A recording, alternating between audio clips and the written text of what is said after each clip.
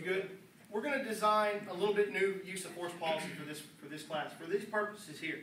Because there's an increasing probability that you may run into somebody who does this. If somebody is on the ground and they are choosing to pull a guard of some type on you, preventing you from passing the guard, right? You're going to keep in contact with you. You're like, well, you know, you're trying to get this guy into custody. We know it's our job to try to do what here? Pass the guard. Okay? If he's preventing us from doing it, that is an aggressive move. Okay? He's not complying. He's using something that we know is dangerous. I mean, how many of you guys had that well of an understanding of MMA and jiu-jitsu before you came in here? Okay? Him aside, which, I mean, we know Samuel knows it, he's done it, but the thing is, how many of you guys saw how devastating it could be until here? You see it in the UFC, stuff like that, but you really don't understand it until you get an understanding of what they're trying to accomplish here. They're trying to accomplish passing the guard. Well, for law enforcement purposes, we want to get around and try to get this guy into cuffs. Okay? Do we have the ability to strike right now? Yes. Not so much. Kicks. Do we or don't? No. We do. Why not? He's got. Well, I mean, how quick can he kick up? Look at this. I mean, he can up kick right here. He can do that.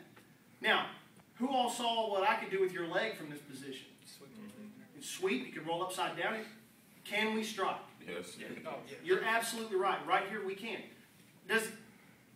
For our purposes, what we know, is he on the defensive? Yes. Maybe.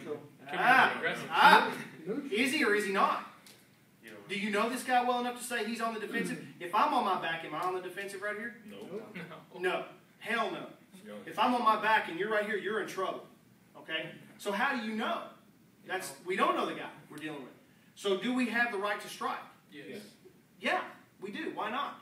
We don't know what he Yeah, you don't know. I mean, but you do know that he's pulling this. Does the average person pull this kind of shit? No, the average person does not do this. This is not something that people pop out of the womb doing when they hit their back. This is something that is learned. This is something that they have worked on. Okay, so if we are here, look, we have a couple options. We can either try to step back and we can pass the guard. Okay, which if he's cognizant enough to pull guard, he's going to know to defend the guard. Now, do we want to get into a game of I'm working to pass your guard and I don't know how good your guard is? No. What if he pulls half guard and I manage to get down here on the guy and it turns out he's able to do some of the stuff I can do from half guard? Guys, half guard is my favorite position. You step into this, you're in trouble. Do we want to line up right here? Probably not. Okay, so if we're right here, I'm going to say, look, we got two options. Step back. You know, you can stomp. There's all kinds of things.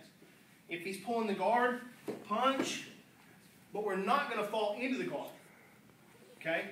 Turn around, step back, stomp, stomp, stomp. Get in here, try to pass, get around, figure out a way to get on top of this guy, but definitely be strong. Okay? Even if it's some sort of a, just an axe kick down, or just a stomp to the chest. Stomp in here, stomp here. Kick, stomp, punch, whatever. But don't just go here. This doesn't work. Okay? Because once I start punching, now what's he got to do? Defend. After I punch, what am I doing? Bang, bang. Down. Okay?